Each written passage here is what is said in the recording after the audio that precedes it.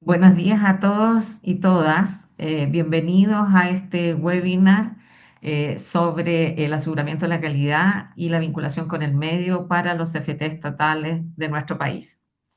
En el marco del rol del objetivo que tiene la unidad de vinculación de Qualis, siempre nos ha acompañado el deseo de contribuir a la comprensión, la implementación y evaluación de los criterios y estándares de acreditación definidos en Chile para el aseguramiento de la calidad de esta función de vinculación, así como también contribuir a poder fomentar la institucionalización de esta función en todas las instituciones de educación superior, de tal manera de poder procurar que ellas tengan un avance sostenido en la conexión de las instituciones con el entorno y a su vez contribuir a las funciones misionales de docencia, investigación e innovación.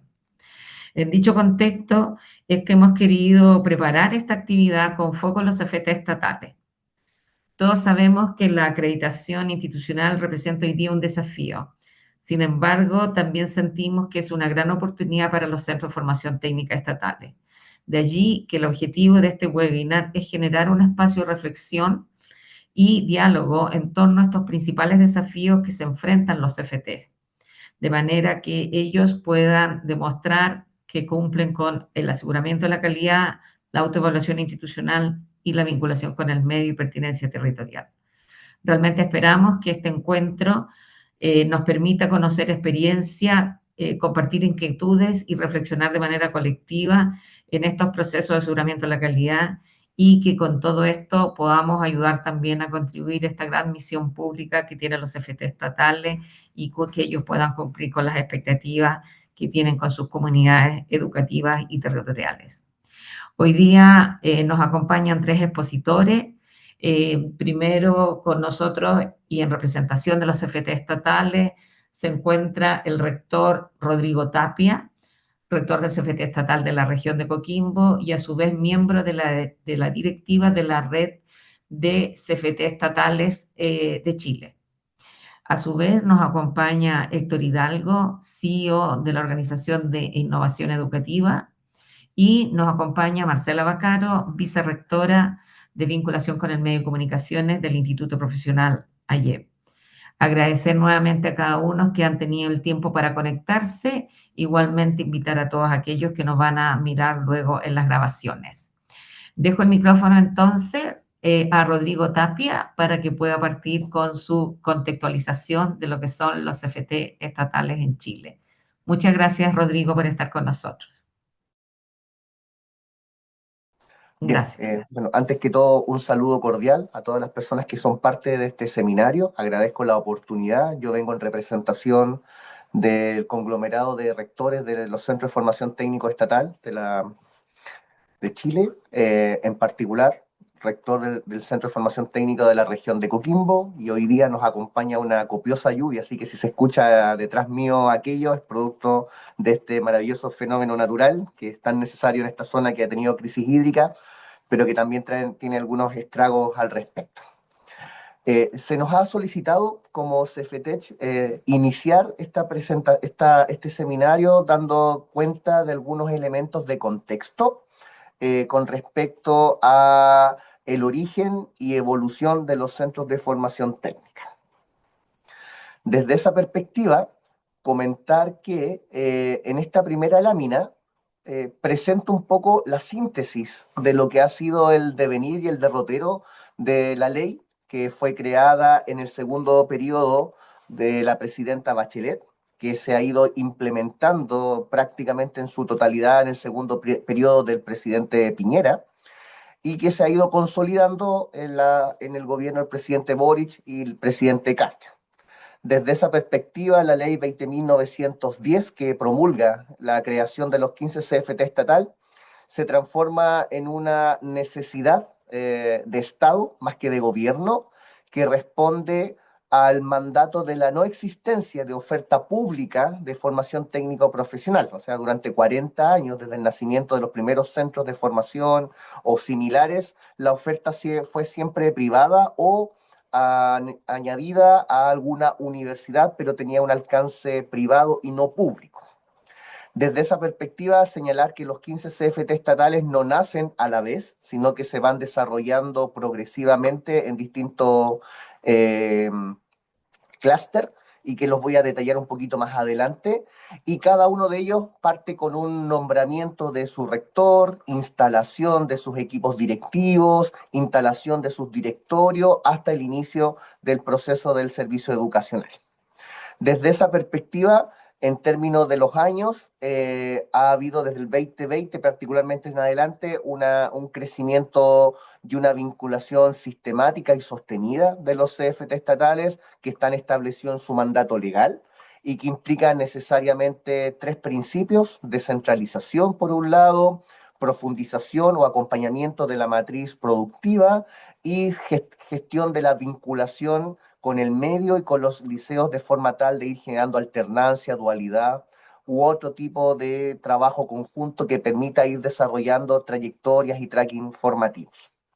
Desde esa perspectiva, desde el año 2021, avanzamos también hacia la presentación de aspectos propios de la innovación, de la calidad, en la medida también que los CFT se fueron instalando, van pasando también de la instalación de algunas carreras más soft skill hacia unas más hard skill, con equipamiento e infraestructura que ha sido gracias también a proyectos, convenios con el Ministerio de Educación y con la empresa privada.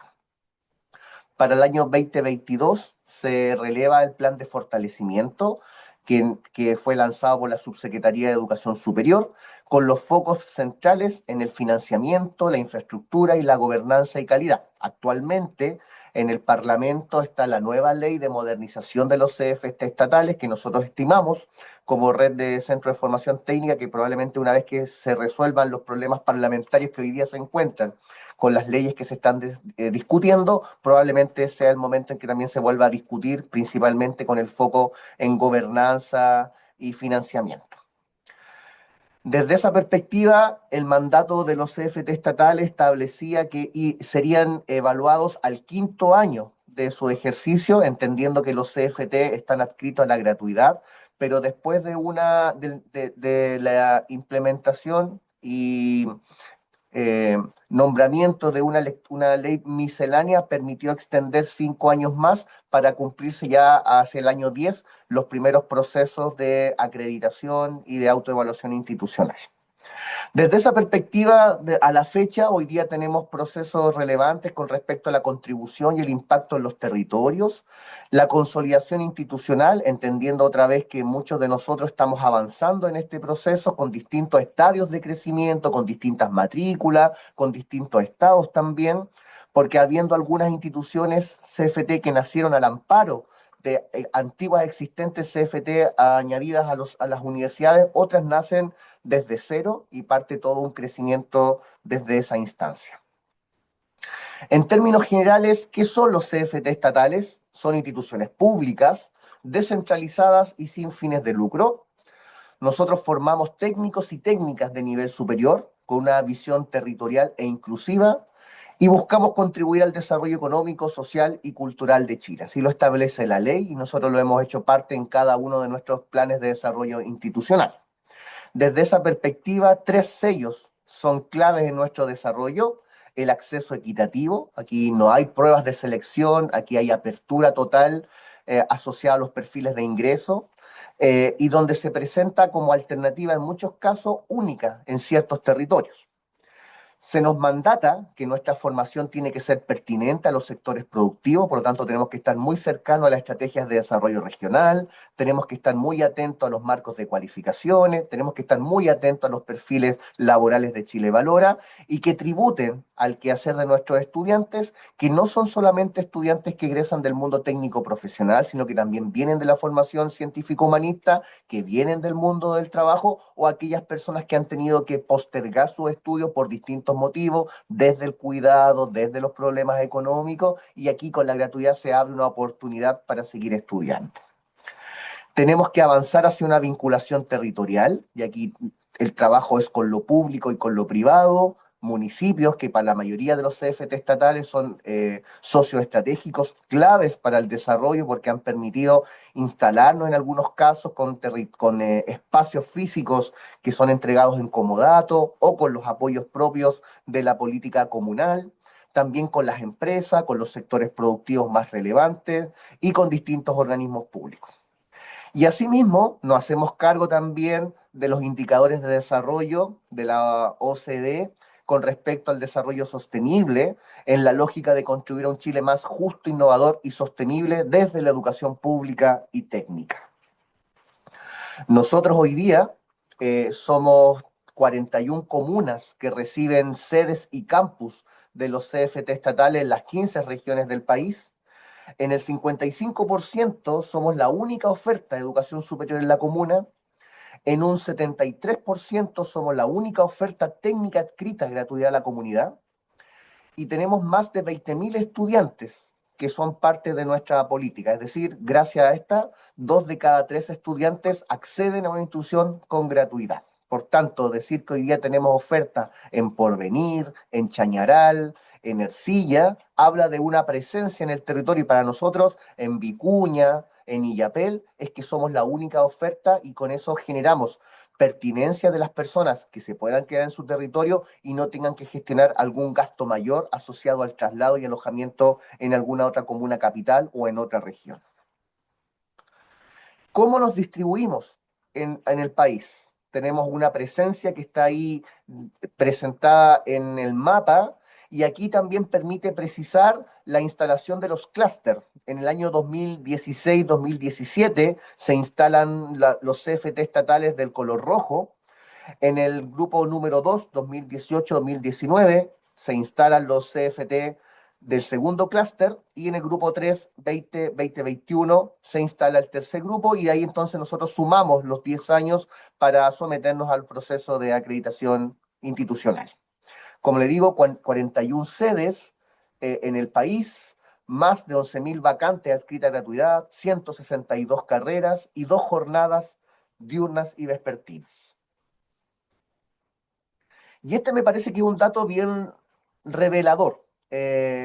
Cuando nosotros hablamos de nuestros estudiantes de la formación técnico-profesional y en particular de los CFT estatales, estamos hablando que tienen un promedio fuera del sistema educativo de entre 5,3 y 7,1 años. Es decir, se presenta una brecha en los procesos de aprendizaje que deben ser abordados y nivelados principalmente en la primera parte de la formación, lo que en sí mismo también trae un desafío, entendiendo que la formación TP es una formación de ciclo corto, 4 semestres, 5 semestres con la práctica, y eso implica tener que abordar un plan de estudio y un programa formativo que sea capaz de hacerse cargo de este rezago académico, de la recuperación de los hábitos de estudio y contribuir también con aquella formación general y específica de cada una de sus carreras técnicas. Por tanto, es un desafío no menor de forma tal, como dicen muchos curriculistas, no transformar los programas de estudio en árboles de Pascua que uno le pone y pone pelotitas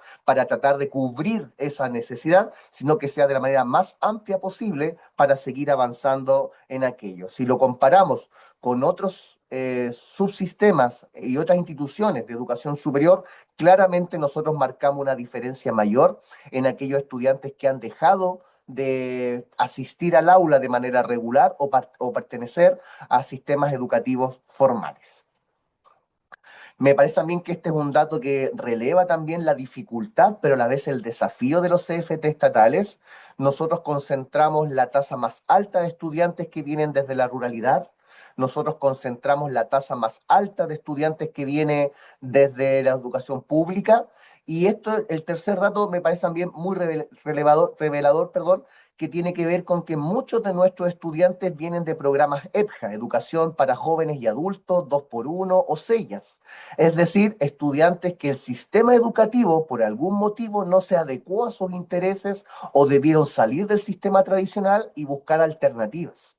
De ahí también que aquí se presentan algunos principios de resiliencia principalmente, porque son muchos de ellos que trabajan y estudian o son cuidadores y que se han dado una nueva oportunidad y que los CFT estatales estamos felices de que eso así ocurra con la finalidad de que puedan continuar su derrotero y su trayectoria formativa o puedan utilizar las herramientas que han adquirido para su trabajo personal, emprendimiento o personal. No es menos cierto que hoy día el ámbito, por ejemplo, de los cuidados, no solamente remite a poder desarrollarse en algún ámbito sanitario, sino que también cuidar a las propias familias, ya sean personas mayores o personas menores. Y si lo vemos desde la lógica etaria, nos damos cuenta que nuestros estudiantes, en términos generales, se acercan más a los 30 años que a los 20. Eso significa que muchos de nuestros estudiantes no egresan directamente del track formativo de la enseñanza media, sino que más bien se dejan un plazo, tal como lo decía anteriormente, de 7, 8 años para volver a estudiar. Muchos de ellos trabajan, muchos de ellos por problemas familiares o personales o laborales no lo pueden hacer enseguida o porque las oportunidades del territorio no entregan las facilidades para desarrollar. Por tanto, encontrarnos con personas sobre los 30 años hace de que nuestros modelos formativos tengan un fuerte componente andragógico y en segundo lugar, desde que el modelo formativo de cada institución responda también a los requerimientos de personas de esta edad y no necesariamente de personas de 18, 19 años como pasa en la mayoría de los IP o universidades. Si nosotros vemos en términos de la retención de los CFT estatales, nos damos cuenta que hemos estado en un permanente vaivén, pero que se establece con un cierto principio sobre el 70%. Y aquí también una eterna dicotomía si es que la gratuidad genera una falta de compromiso, por un lado, o si la gratuidad genera mayores facilidades para continuar o personas que están sin trabajo, por ejemplo, están estudiando con gratuidad y luego adquieren un trabajo, genera algún tipo de conmutabilidad o tienen que tener horarios distintos y abandonan el sistema de distintas maneras, por más que los procesos de apoyos permanentes de las direcciones de asuntos estudiantiles hagan lo imposible, muchos de ellos dejan y por tanto no continúan su proceso formativo, incluso perdiendo el beneficio de la gratuidad si es que después quieren desarrollarse. Por tanto, si bien la retención se mueve en estos números, 68%, 69%, y estamos un poco en la media de lo que pasa en general con los CFT estatales, pero estamos muy por debajo de lo que se espera de la media en general del sistema. Sin embargo, esto también se revierte con el número de titulados en términos generales y regionales, porque hoy día los CFT estatales presentan un altísimo número, y me parece que es el número más alto en el sistema y en el subsistema en particular, con respecto a titulados y egresados y titulados. Y ustedes lo pueden ir viendo ahí, y los números responden también a los distintos clústeres de instalación de aquello. ¿Sí? Y también porque, tal como lo decía, los estadios de crecimiento de los CFT estatales han respondido también a procesos distintos en su instalación, incluso desde su ubicación geográfica. Entender también que la descentralización implica que no nos podemos ubicar en las capitales regionales inicialmente y nacemos en comunas que están aledañas a capitales regionales e incluso aledañas a capitales provinciales. Independiente que más adelante uno pueda instalar campus o sedes en alguna capital regional y entra en la competencia también con instituciones también de gran valía.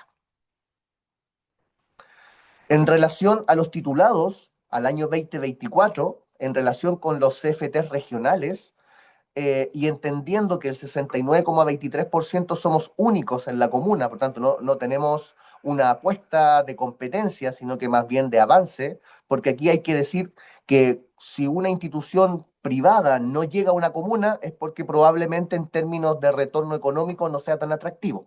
Sin embargo, los CFT estatales no solamente en la lógica de la sustentabilidad miramos el retorno económico, sino que también vemos el retorno social en principios de justicia educativa y de justicia social. Eso significa que también para muchos CFT, instalarse en ciertas comunas es un detrimento económico que es subsidiado por otras sedes que puedan tener una mejor matrícula, pero donde el principio fundante no es el retorno económico, sino más bien el retorno social en tanto presencia en el territorio del Estado. Y ustedes verán ahí también los números que aparecen desde esta perspectiva y con las tasas adecuadas en cada uno de estos ítems. ¿Qué nos ha dicho la CENED? Y fuimos parte de la cuenta pública hace muy poquito, con respecto a los principales avances y oportunidades de mejora. Hoy día, en términos de avance, tenemos una infraestructura y equipamiento adecuado claramente con una oportunidad de seguir mejorando. Estamos avanzando en gestión institucional y estamos avanzando en el ámbito de la vinculación con el medio de innovación. Probablemente aquí no veremos grandes impactos dado el estadio de crecimiento, pero sí contribuciones principalmente a los perfiles de egreso de nuestros estudiantes y al territorio propiamente tal. ¿Dónde están las brechas y desafíos que se nos observa a la luz de los procesos de supervigilancia, donde hemos sido acompañados, algunos en 5, otros en 6 oportunidades, principalmente en fortalecer el desarrollo institucional y el sistema interno de aseguramiento de calidad? Y entiendo que también ese es el motivo principal que nos permite estar en este espacio y que feliz escucharemos también la opinión de los expertos que han podido desarrollar esto con mayor tiempo. La trazabilidad de evidencia asociada a procesos estratégicos para la toma de decisiones. Desde el ámbito académico, fortalecer la coherencia entre perfiles de ingreso y egreso, currículum, docencia y evaluación, asegurando estándares equivalentes entre sedes y programas. Y la gestión y financiamiento y vinculación con el medio como un elemento también propio del desarrollo institucional. En términos generales, la CENET nos indica a fecha 2025 éramos 18.476. Hoy día, a fecha 2026, estamos superando los 21.000 estudiantes. Más de 9.000 estudiantes de primer año, donde hay un dato súper interesante, el 64,8% de la matrícula es femenina, donde, como lo decía anteriormente, años de egreso, años de edad y promedio de ingreso son 30,8 años.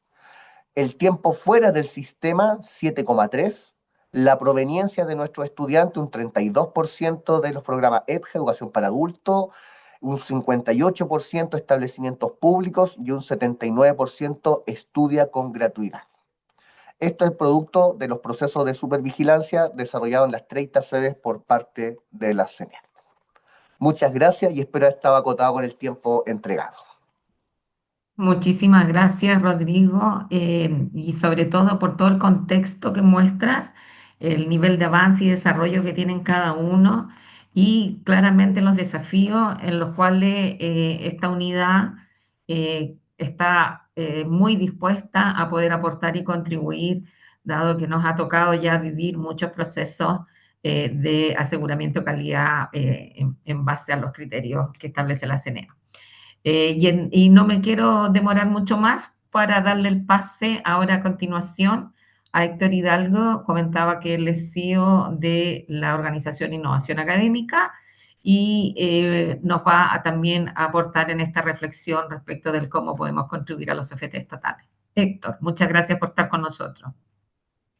Muchas gracias, Pilar, y también muchas gracias al rector. Ahora puedo declarar de manera pública la gran admiración que siento por las instituciones estatales CFT, porque tienen una historia maravillosa que contar, ¿ya? Y yo he tratado acá, humildemente, de plasmar todo eso, quizá de una manera un poquitito más distinta, pero no obviando lo que nos convoca, que es el aseguramiento de la calidad también, y este genuino interés que tenemos desde Aequalis también para que esta no sea la primera y única, sino que la primera de muchas actividades en donde podríamos, ¿cierto?, compartir. Yo le quise poner como título a esta presentación de la promesa a la prueba. Y el por qué es porque cuando Pilar me invitó a participar de esto, yo me imaginé en esta película muy conocida, ¿cierto?, que es La Odisea, porque en realidad el camino que están viviendo los centros de formación técnica estatal, para mí, ¿cierto?, es una historia digna de ser contada. Si me lo permiten, voy a contar un poquitito de eso. Para esto me separé la presentación, ¿cierto?, en 7 actos que van contando, ¿cierto?, distintos elementos de la historia que yo creo que sería muy bueno que todo el sistema conozca. Obviamente los CFT estatales la conocen muy bien, pero a mí me gustaría tratar de plasmar esto también a aquellos que esto les es novedoso o quizás no tan conocido, ¿ya? Y el primer punto que me gustaría poner encima de la mesa de esta maravillosa historia de los CFT estatales tiene que ver con el deseo.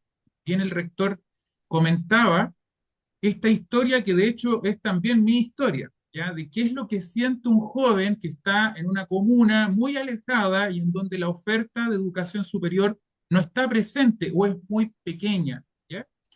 Y así, por ejemplo, un joven que está en Chañaral, en Porvenir, en Tirúa, en Atacama, que también la conozco muy bien, me ha tocado visitar, la pregunta es, ¿dónde va a estudiar ese joven? Teniendo en cuenta que si no existe la oferta local, entonces ante el deseo de querer estudiar van a pasar muchas cosas. Por supuesto, va a tener que moverse de comuna, va a tener que desapegarse, ¿cierto?, de sus redes de contacto, de sus redes de apoyo, para tratar de seguir un sueño que más encima le va a salir más caro solo por trayectos, pensémoslo por eso, ¿ya? Entonces, la gran pregunta que a mí me parece súper interesante de poner en la mesa es que hasta el 2015 eso no era posible. No estaba todavía, ¿cierto?, el Estado presente en estos lugares un poquitito más acotados. Y por eso es que a mí me parece bien interesante destacar que antes de que existieran los CFT estatales, estamos hablando antes del 2015, ¿cierto?, había una oferta de educación superior técnico-profesional más bien presente en las grandes urbes, en las grandes zonas pobladas, ¿cierto?, las regiones o las metropolitanas, ¿cierto?, o las comunas principales de cada región. Y el Estado, hay que decirlo, ¿cierto?, no estaba presente. La oferta principalmente era privada y, por supuesto, no siempre localizada en estos territorios a veces un poquitito más olvidados, ¿ya? Y por lo tanto, existía el riesgo que muchas personas que tal vez tenían las habilidades o el interés de formarse en educación superior, sencillamente nunca se formaran porque no existía la oferta, ¿ya? Y entonces ahí, como bien dice el rector, ¿cierto? Se crea esta ley que posibilita que con todas las regiones que existían hacia el año 2016, ¿cierto? Se creara un centro de formación técnica y que a lo largo de los años, como bien se explicó, hasta el año 2022 ya terminó creando todos estos centros de formación técnica a lo largo y ancho de nuestro país. Pero la pregunta era, ¿y esta promesa? Porque es la promesa de generar educación superior de calidad técnico-profesional estatal en lugares en donde no existía esta oferta. Y la gran pregunta es, ¿cuáles eran las características? Por supuesto, hay varias, las vamos a revisar. Pero a mí me parece una que es bastante novedosa, ¿ya? Que es que las instituciones cuando se crearon fueron autónomas desde los orígenes.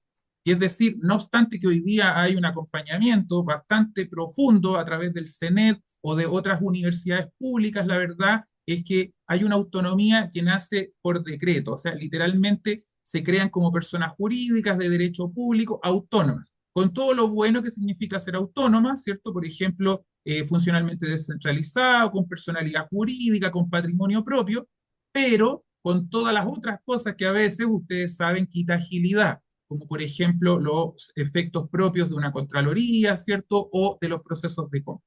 Entonces, ese es un tema bien interesante y que más adelante lo voy a profundizar porque puede ser también un elemento clave para entender cuál es el momento que están viviendo estos centros de formación técnica profesional estatal, ¿ya?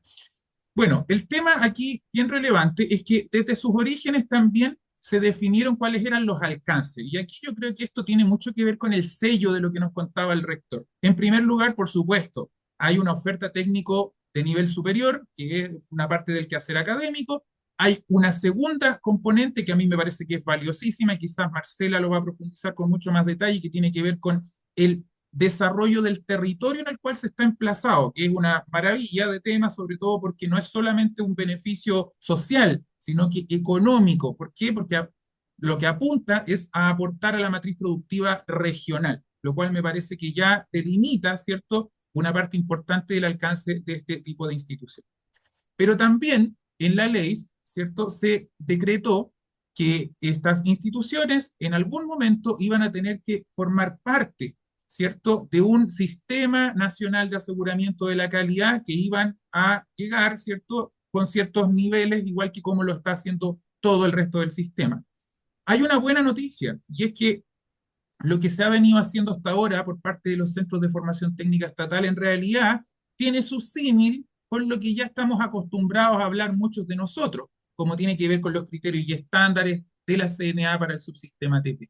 Y hay algunas cosas que en realidad son bastante literales y hay algunas poquititas que probablemente no son tal, aunque están bastante cerca. Las vamos a profundizar más adelante. Otro elemento que a mí me parece interesante de los centros de formación técnica estatal es que existe también una estrecha relación con alguna universidad pública de la región, una institución de referencia que por supuesto ayuda a que estas instituciones nuevas, ¿cierto?, aprendan, compartan, articulen, ¿cierto?, distintos elementos de la gestión y para la formación de sus propios docentes y de sus estudiantes, lo cual es bastante bueno. Pero no es solo aguas arriba, también, ¿cierto? Perdón, aguas abajo, aguas arriba también se da con la vinculación que se tiene que dar con el subsistema de los liceos técnicos profesionales. Yo soy un ferviente y ¿cierto? Orgulloso egresado de un liceo técnico profesional y entonces me imagino cómo hubiera sido para mí, ¿cierto? El que me hubieran dicho en algún momento que mi liceo, que yo estudié técnico en programación de computadores, que hubiera tenido, por ejemplo, la posibilidad de articularme con la educación superior. Maravilloso desafío, ¿ya? Por todo lo que implica también, ¿cierto?, ir a ese nivel formativo. Pero también, ¿cierto?, los elementos de coordinación. Es decir, hay varias cosas que de cierta manera quedaron articuladas, ¿ya? Ahora, para ser súper honesto, no es que todos se hayan creado al mismo tiempo. ¿Ya? Hay algunos, ¿cierto?, que se crearon en los orígenes, por ejemplo, por allá por el año 2018, y que gradualmente, a medida que fueron pasando los años, ¿cierto?, fueron creándose. ¿Y eso qué implica? Lo veremos más adelante. Que el traspaso a este nuevo Sistema Nacional de Aseguramiento de la Calidad de la CNA, ¿cierto?, tampoco va a ser todo junto, sino que van a haber instituciones de avanzada que lo van a lograr primero y otras instituciones que, por supuesto, lo van a lograr a posteriori cuando se cumplan sus plazos. Tercer acto de esta historia, la construcción. ¿Y por qué quiero mencionar esto con mucha importancia? Porque una cosa es lo que dice el plan, la ley, el artículo, el documento, que puede haber estado con mucha buena intención, pero otra cosa es con guitarra. Y eso significa que, por supuesto, hay que crear todo por primera vez. Estatutos, reglamentos, gobierno, el desarrollo de crear carreras pertinentes con territorios que muchas veces han estado abandonados, ¿cierto? Y también la construcción de equipos docentes, la búsqueda de profesionales para que dicten las clases, en fin, o sea, hay que armar una institución desde cero. No obstante que hay un gran lineamiento de lo que se debe hacer, el desafío de cualquier rector y su equipo es hacer que eso cobre vida. Y por lo tanto, después eso implicará la construcción de infraestructura, la disposición de salas, laboratorios y muchas cosas que las instituciones que han tenido más años para hacerlo, pensarían, oye, qué difícil debería ser, qué difícil sería si tuviéramos que hacer todo esto desde cero. Bueno, ese es el camino que están viviendo los CFT estatales, ¿ya? Y para eso hay un acompañamiento, una supervigilancia, ¿cierto?, que está dado por el CENED, este Consejo Nacional de Educación, que va supervigilando, ¿cierto? No para dar autonomía, eso ya venía de facto desde la ley, sino que se vayan cumpliendo las condiciones materiales, ¿cierto? Y las de gestión, operacionalización y resultados para que esto cobre vida ya de manera concreta. Y es así que hay áreas de evaluación bastante concretas como la gestión institucional, los procesos formativos y los resultados, y por supuesto el CENET va haciendo seguimiento a todas las instituciones en su debido momento, dependiendo de sus hojas de ruta, para que justamente se demuestre que la instalación es concreta.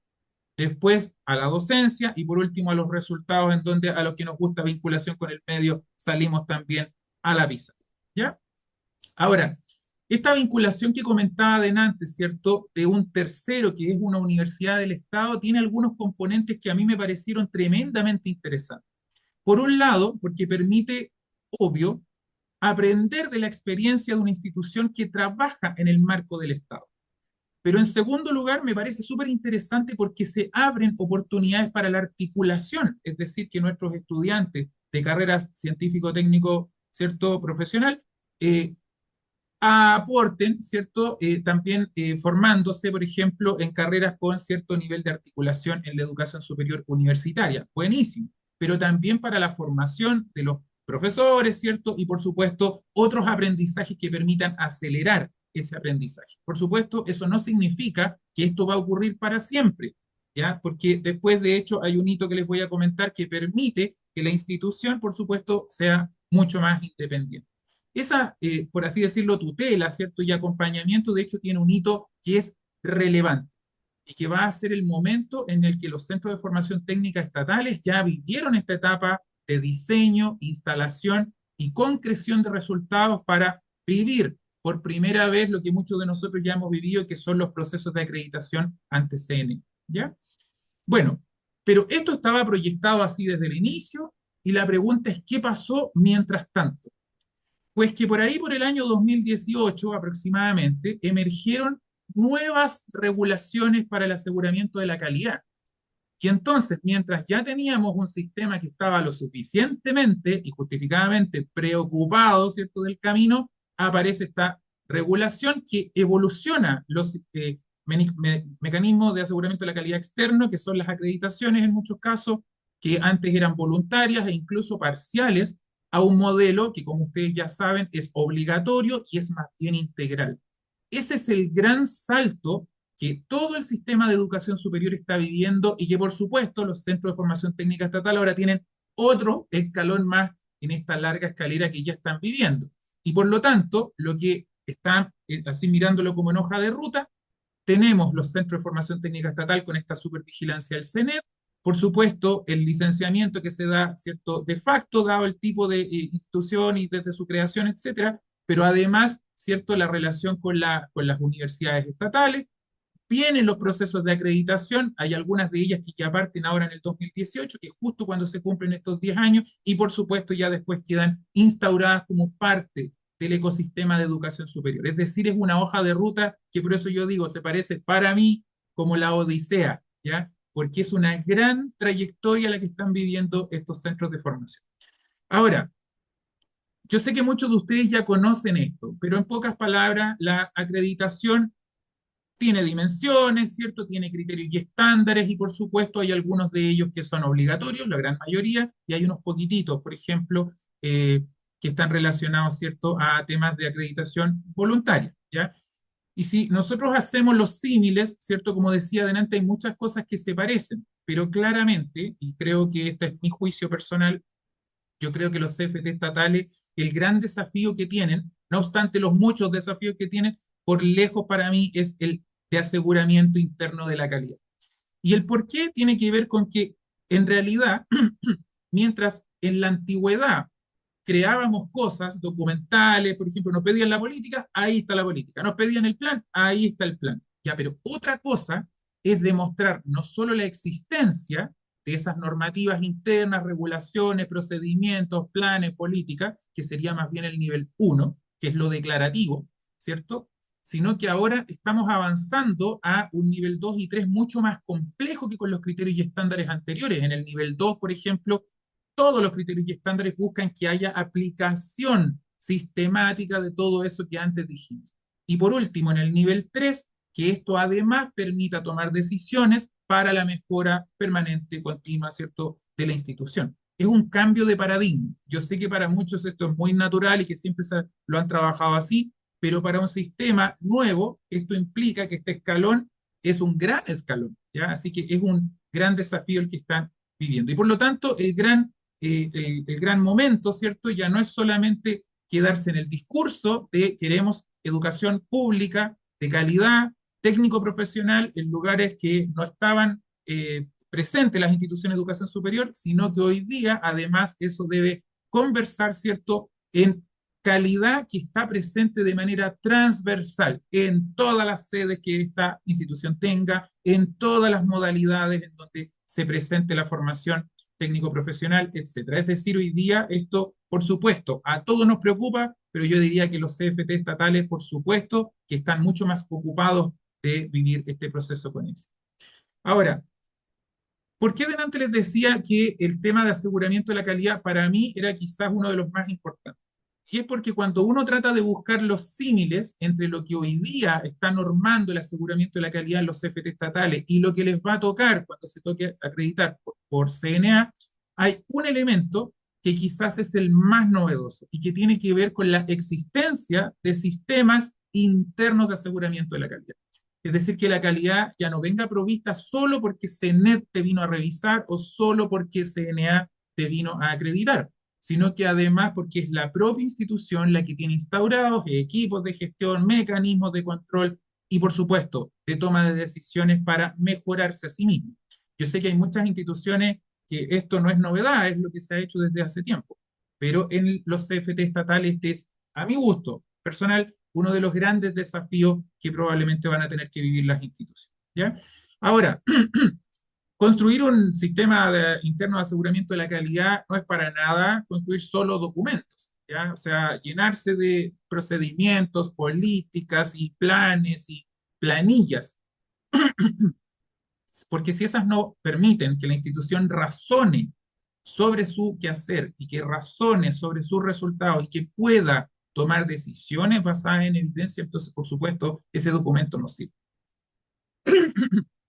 Dentro de los elementos también de calidad que van a vivir estas instituciones, por supuesto, está todo lo propio del aseguramiento de la calidad y todo lo que tiene que ver con la formación de los estudiantes, pero también de manera muy importante lo que es la integridad institucional, que por supuesto se ajusta, ¿cierto?, a la realidad propia de cada institución. La integridad es por lejos uno de los elementos más complejos de revisar porque no tiene que ver solo con el debido proceso, sino que también con todas sus implicancias tanto en el proceso formativo, tanto en la creación, por ejemplo, de nuevos programas de capacitación docente, en fin, se entiende. Es un elemento muy, muy transversal.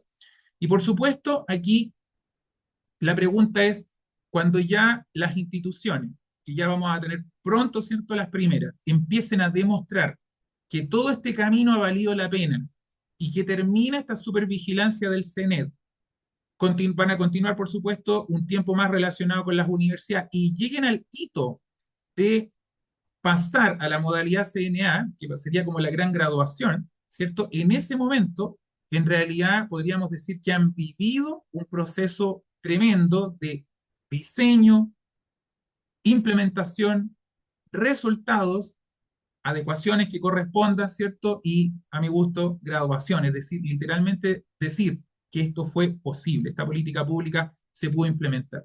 Más o menos cuánto tiempo les está tomando son como 10 años, que en tiempos de educación superior no son tantos años, ¿ya? Entendiendo además que las instituciones van evolucionando y que no se dedican solo a la calidad, también se dedican a lo principal, que es formar sus estudiantes. Entonces, en realidad, yo diría que están viviendo una gran historia. Y los primeros vencimientos, es decir, las primeras instituciones que se espera que pasen por este camino que les acabo de comentar, más o menos va a ser por ahí por el año 2028. La gran prueba va a ser que para este proceso tiene que participar toda la comunidad, los estudiantes, los docentes, por supuesto, sus autoridades, el personal administrativo, es decir, es un elemento de evaluación transversal, que por supuesto tiene debilidades reconocidas en un montón de ámbitos, profundizaré algunas de ellas, ¿cierto? Y que por supuesto apunta a no llenarnos solo de tablas e indicadores, sino que de juicios evaluativos, que es lo que apuntan los nuevos criterios y estándares de acreditación con todo lo que la institución realiza. Entonces a cada estamento le va a tocar la responsabilidad, ¿cierto?, cuando llegue el momento de participar de las distintas formas de evaluación que tienen estas instituciones. Describir no es evaluar. Que yo describa, por ejemplo, contamos con un sistema de alerta temprana, en realidad eso no alcanza. Eso es declarativo y tal como veíamos delante, en la graduación de nivel 1, 2, 3, con suerte llegamos al nivel 1. Lo que uno esperaría, ¿cierto?, de una institución que ya ha pasado por este recorrido es que uno pueda llegar a un nivel 3, en donde ya no solo declare que tiene un sistema, sino que además permite tomar decisiones y que esas decisiones se ven reflejadas en resultados. Por ejemplo, mientras en el nivel 1 podríamos decir que contamos con un sistema de alerta temprana, en el nivel 3, si queremos apuntar a ese nivel, la respuesta sería que el sistema cubrió al 78% de los estudiantes en riesgo, que los teníamos identificados, y elevó la retención en tal o cual porcentaje. Es decir, avanzamos de lo declarativo a los resultados con toma de decisión. Y yo diría que eso es el gran ciclo, ¿ya? ¿Por qué? Porque aquí obviamente nosotros no basta con que definamos mecanismos, sino que estas se tienen que aplicar, obviamente después se tendrán que medir, obviamente tendremos que analizarlo, ajustarlo si corresponde, porque obvio, ¿cierto? Todo puede ser perfectible y por último podemos verificar para volver a meter, ¿cierto? Esto en el ciclo de mejora continua. Y por supuesto, lo declarativo no sirve por sí solo, también hay que ser súper verificable, o sea, nosotros tenemos que poder trazar que todo lo que estamos haciendo tiene un símil en la evidencia que estamos presentando. Finalizo con esta parte que sería como el acto número 7, ¿cierto? Y que yo creo que va a ser, como yo decía, la graduación de los CFT estatales y es cuando termine todo este proceso. ¿Qué requisito hay que cumplir? ¿Cuál es la prueba que se tiene que dar? Bueno, en pocas palabras, vivir lo que tal vez muchos ya hemos estado viviendo, ¿ya? Pero que cuando se hace por primera vez, y no lo olviden, no habiendo tenido nada, a veces, muchas veces ni siquiera la infraestructura para operar. O sea, realmente es un camino muy rápido en muy pocos años y que por supuesto tiene sus propios desafíos, como por ejemplo, si no existían ni siquiera los equipos, consolidar equipos. Si teníamos temas de formación, bueno, y cómo además financiamos todo lo que hacemos, no solo la formación, sino que toda la gestión, el aseguramiento de la calidad, la vinculación con el medio. Y por último, cómo esto está plasmado transversalmente de datos que nos permitan, por supuesto, demostrar, ¿cierto?, de cierta manera lo que estamos avanzando. Ahora, como comentaba al principio, la ley fue muy explícita en los ámbitos territoriales que tienen estas instituciones. Entonces, hay una riqueza que yo al menos la veo y que tiene que ver con los potenciales de vinculación con el medio. Ahí se ve con mucha profundidad temas de empleabilidad, temas de desarrollo productivo, temas de desarrollo social a nivel territorial, que a mi gusto son maravillosos. ¿Ya? Entonces, tres cosas que pueden empezar a hacer desde ya, por supuesto, yo sé que ya lo están haciendo, pero un humilde consejo, obviamente no se olviden de que en cada revisión de CENET aparecen elementos que hay que trabajar, que van a ser elementos clave para saber si vamos bien y que por supuesto que eso nos ayuden a hacer los checks que correspondan antes de pasar al proceso. Finalizo esta historia con esta lámina. Este joven de Chañaral, Porvenir, Tirúa, ¿cierto? Que no tenía dónde estudiar porque no había nada de formación, al menos en su alrededor inmediato. Ahora va a estudiar ahí y le vamos a cambiar la vida o no. Eso yo diría que es el gran desafío del CFT estatal, ¿ya? Porque en último caso no estamos formando cualquier persona, estamos formando una persona que tenía sueños, que por supuesto le encantaría trabajar en lo que estudió y que por supuesto quiere llevar mejor porvenir, ¿cierto?, a su propia familia. Así que el gran desafío no culmina con la CNA, con la acreditación, culmina con el éxito y la empleabilidad de los jóvenes. Muchísimas gracias. Muchas gracias, Héctor. Creo que es súper importante comprender esta diferenciación y el espíritu de los niveles dentro de estos estándares, el uno, el 2 y 3, el cambio que se hace desde la antigua percepción de la ley, de los criterios y estándares a la que hoy día está vigente, es muy notoria. La existencia del nivel 2 y la existencia del nivel 3 efectivamente hablan de una institución que ha sido capaz de poner en práctica cada una de esas declaraciones que establece la ley. Y el comprenderlo de esa forma ayuda efectivamente a poder buscar cuáles son las mejores formas para demostrar que aquello sí está ocurriendo. Quiero dejar ahora el pase a Marcela Bacaro.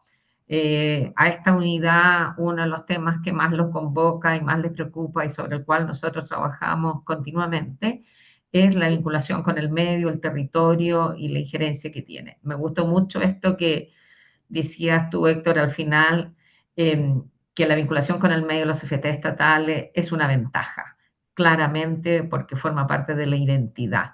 No hay nadie que tenga mejor instalación en los territorios que los CFT estatales. Por lo tanto, para nosotros creemos que efectivamente es una ventaja competitiva que ellos tienen y que es muy, muy importante que la tengan en consideración a la luz de los aseguramientos, los criterios de aseguramiento de la calidad.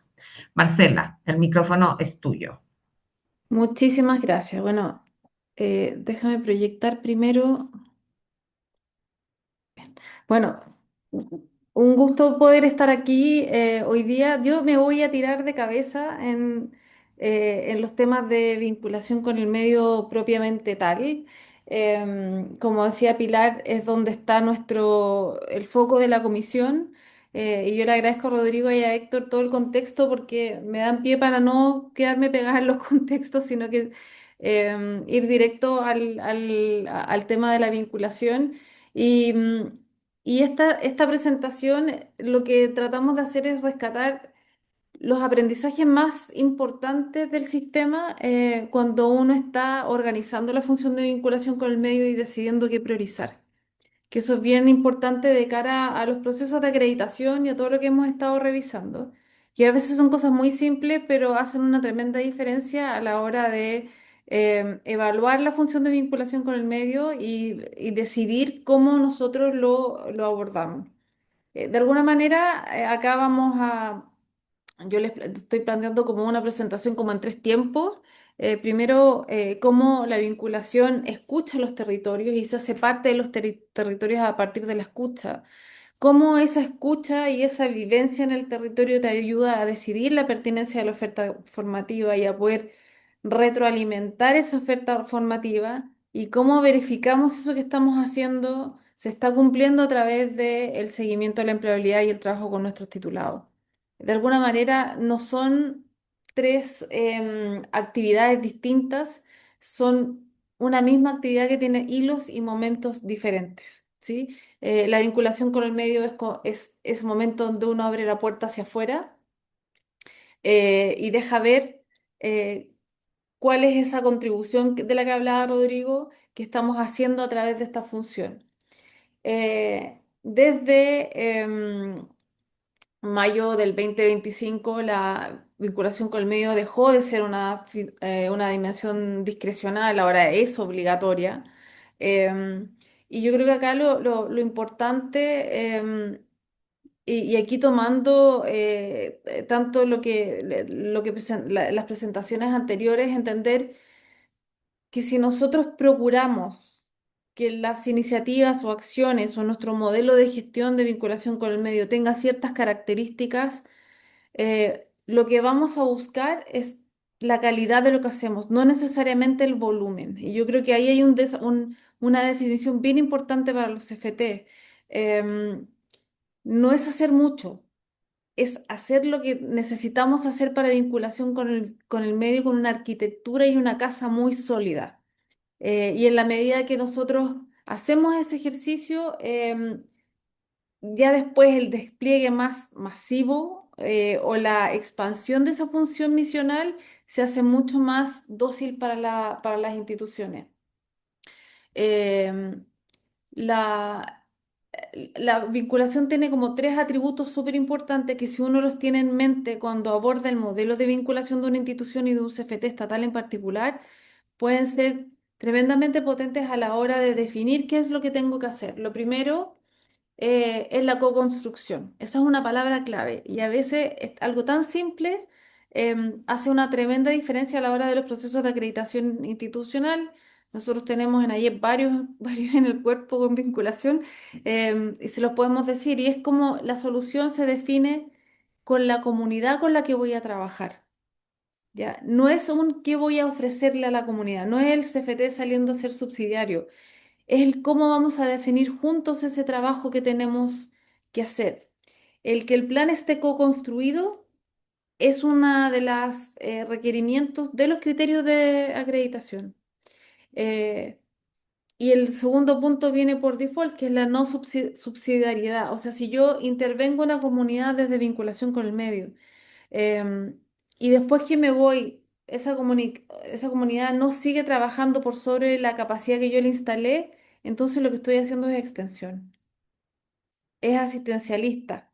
Entonces la idea es poder pensar en cómo yo transfiero capacidades desde el mundo de nuestros estudiantes hacia las comunidades que están trabajando con nosotros. Y la otra es pensar en las relaciones a mediano plazo.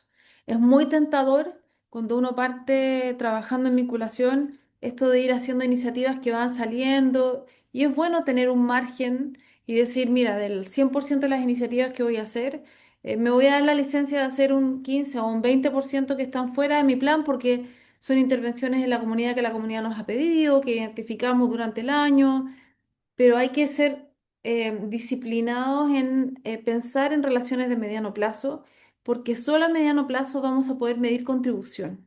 Y ese es un tema que en otro foro conversábamos, decíamos, ojo, que en vinculación con el medio, en los criterios para los IPSFT, la retroalimentación está en nivel 2, o sea, es mucho más exigente que para otras áreas. Cuando uno ve empleabilidad, retroalimentación está en nivel 3. Yo necesito poder medir la contribución que estoy haciendo en mi entorno para luego poder retroalimentar a la docencia, a la otra misional, a la docencia y a innovación sobre aquello que estoy levantando en los territorios. Y eso solo me lo permiten las relaciones de mediano plazo o las iniciativas que se van proyectando en el tiempo, ¿sí? Entonces yo puedo tener un resultado que puede ser 5 intervenciones, pero la contribución La mejora, y es un ejemplo solamente el que está puesto ahí, la mejora en la progresión académica de un grupo de estudiantes que yo intervine con los estudiantes del CFT, eso es lo que me va a dar la carne, la sustancia para poder realmente proyectar esa función con más madurez y decir que realmente estoy en un estadio distinto de la implementación de la vinculación con el medio. Entonces no es la cantidad, es como la calidad de lo que yo hago, ¿sí? La profundidad de lo que estoy haciendo. Hacia adentro es obviamente el que le dejo a mi estudiante. Sí, esto es súper importante. Hay algunos modelos de vinculación con el medio que establecen la contribución al perfil de egreso del estudiante, pero no detallan nada más. Aquí una sugerencia, pongan contribuciones internas súper concretas que puedan medir. Eh, la discusión de si yo implemento mi vinculación curricular o curricular está súper abierta. Hay pros y contras de cada una de abordarlo de cada una de las medidas, pero lo importante es que siempre hay una contribución medible a la formación del estudiante. Pueden ustedes elegir el perfil de egreso y el sello, o el perfil de egreso y ciertas competencias que son importantes para la región. Em, pero hay que definirlas en forma muy concreta. Lo curricular, lo que nos da para un CFT o para cualquier institución técnico profesional, lo que nos da es la equivalencia de la implementación de la vinculación en nuestras carreras o en nuestras escuelas o facultades o como lo queramos plantear. Eso que nos piden de que todos tengan la misma experiencia, lo curricular, eso es lo que permite. Sin embargo, lo co-curricular lo que nos permite es poder reaccionar rápidamente a las necesidades del entorno y poder desplegar ese aporte desde la institución hacia afuera en forma muchísimo más ágil.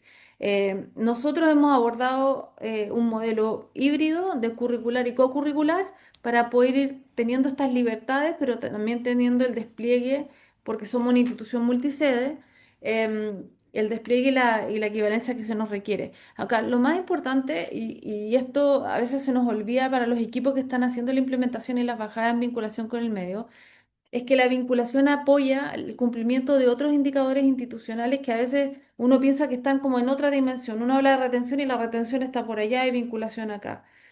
Hay ya estudios que se están empezando a hacer en Chile también que evidencian el aporte de la vinculación con el medio a la retención de los estudiantes y cómo las generaciones de estudiantes que tienen experiencias de vinculación con el medio disciplinares, bien estructuradas dentro de sus casas de estudio, tienen una mayor tasa de retención que los que no.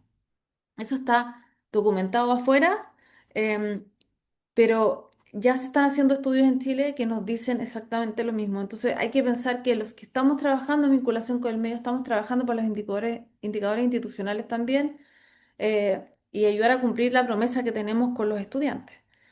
Hay cuatro preguntas en vinculación con el medio cuando uno dice qué proyecto, qué iniciativa voy a hacer en el marco de un modelo que pueden ser súper simples pero que a veces cuando uno revisa postulaciones a premios o uno va a trabajar con otras instituciones, de lo simple se pierde, ¿no? Y es súper importante. Una, ¿con quién vamos a trabajar?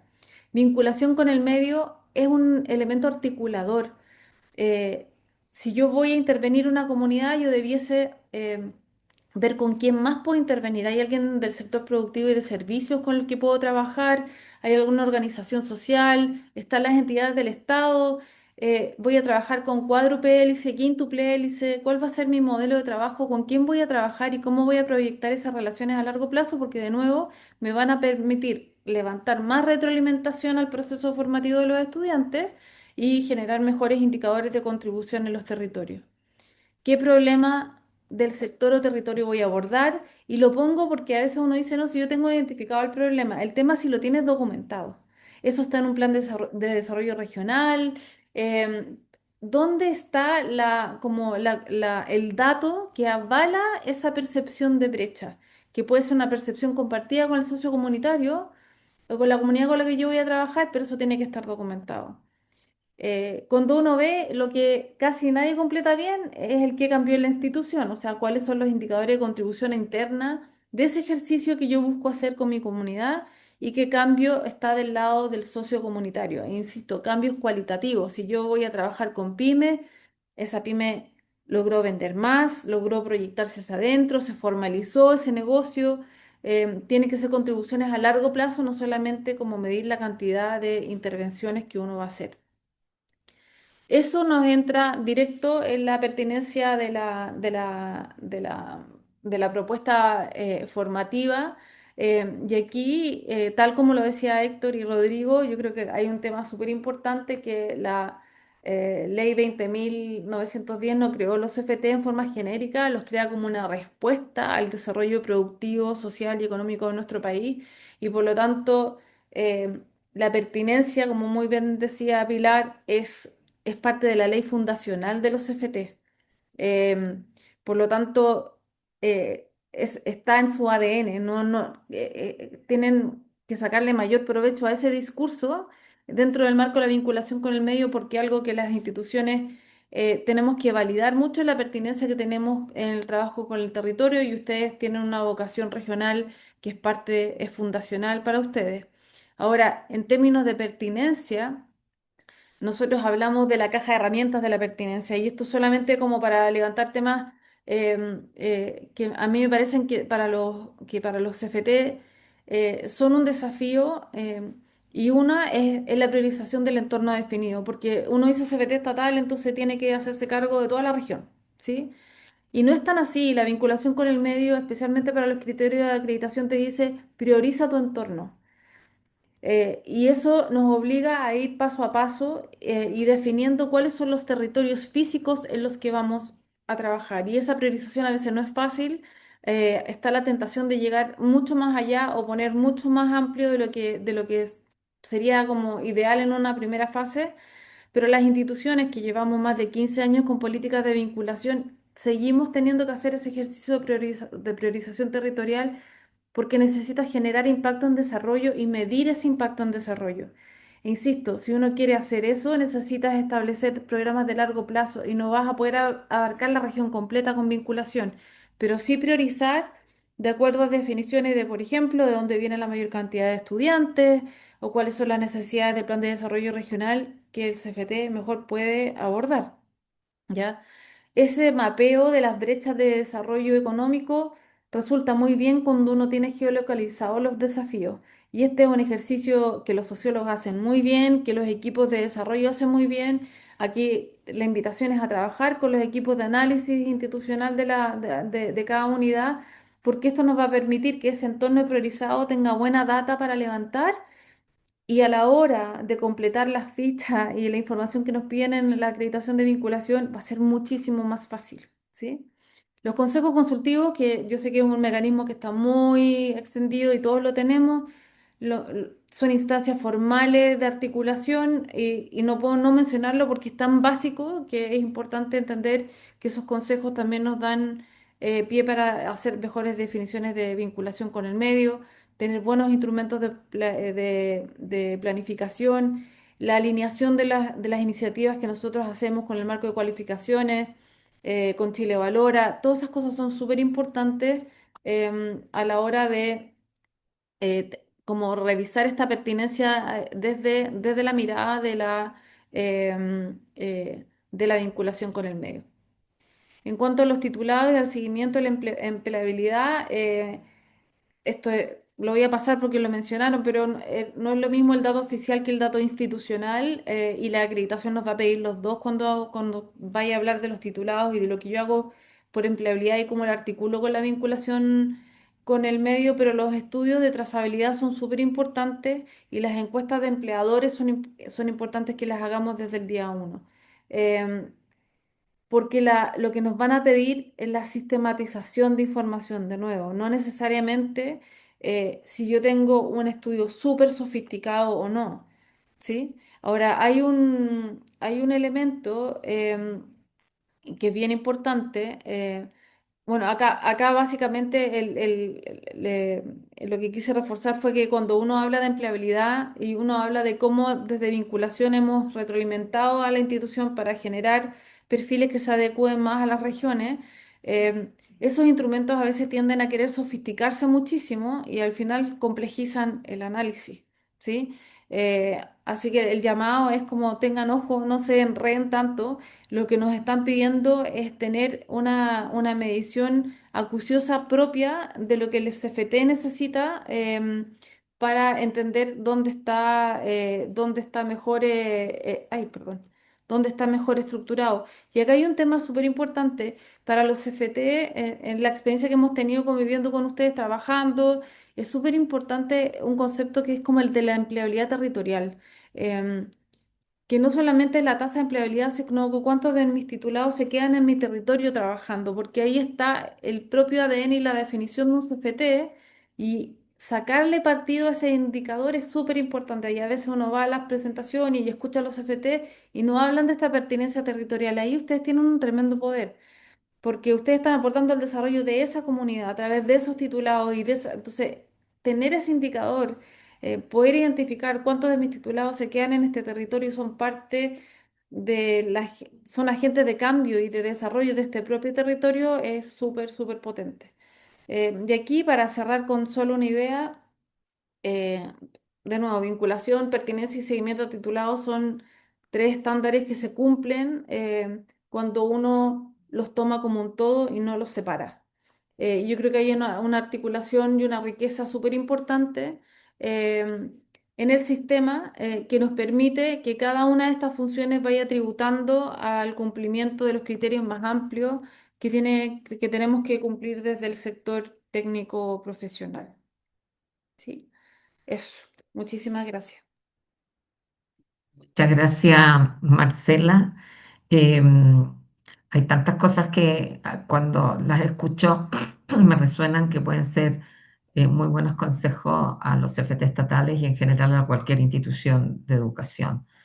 Eh, Hoy día siempre hablamos que la acreditación y los criterios de aseguramiento de la calidad se han convertido como una espada de Damocles para todas las instituciones y muchas veces andamos muy preocupados respecto de cómo cumplimos aquello. Sin embargo, el fondo de todo esto es cómo aseguramos la calidad.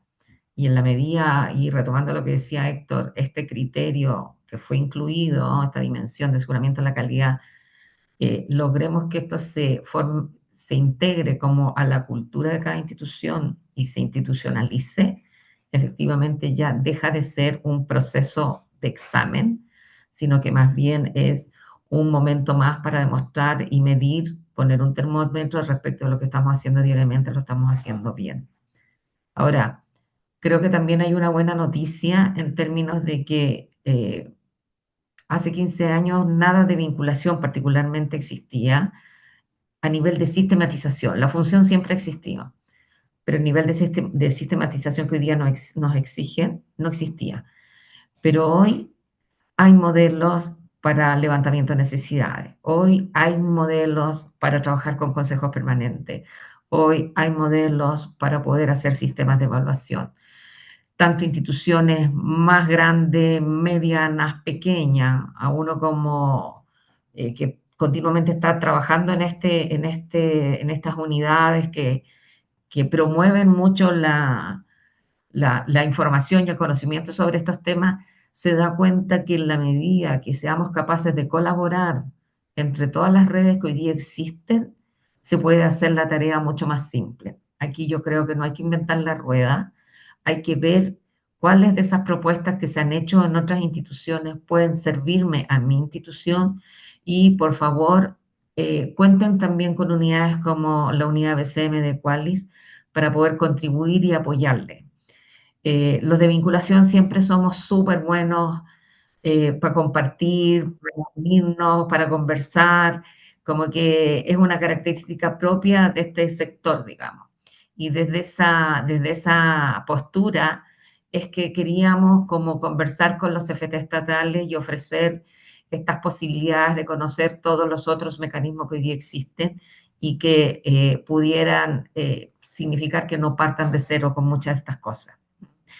Quiero reiterar mi agradecimiento a Rodrigo en representación de todos los CFT estatales. Esperamos, como bien dijo Héctor, no sea la primera y única vez, sino que tener espacios de conversación, todo lo que ustedes necesiten. Muchas gracias, Héctor. tu pedagogía siempre ha sido algo que te destaca cuando quieres hablar de algún tema, así que se agradece. Y sin lugar a duda, Marcela, la experiencia que tiene ayer con 15 años de vinculación, es una experiencia muy, muy valiosa. Así que muchas gracias por haberse dado el tiempo y haber acompañado a este grupo de colegas que están en línea. No sé si es que hay alguna consulta, yo estoy mirando el chat y las preguntas y respuestas. No sé si es que hay alguien que quisiera comentar algo. Hay saludos, muchos agradecimientos por la mirada completa, excelentes presentaciones, muy buena presentación. Si no hay alguna consulta, nuevamente agradecerles la conexión y decirles que la grabación va a estar disponible en los canales y prontamente la haremos su difusión. Que tengan muy Eh, buena tarde y muy buen fin de semana. Están preguntando por las presentaciones, manden un correíto, por ahí quedó en el chat el correo y con gusto se las hacemos llegar. Sí, de todas maneras las vamos a disponibilizar igual en los espacios de Aequalis y también tenemos varios grupos en que las podemos compartir. Así que de todas maneras denlo por hecho que las vamos a hacer llegar a cada uno de los que están inscritos. Que estén muy bien, muy buenas fin de semana. Estén muy bien. Chao, chao. Hasta luego, rector. Chao Rodrigo, gracias. Saludos por allá. Chao, que estén muy bien. Gracias.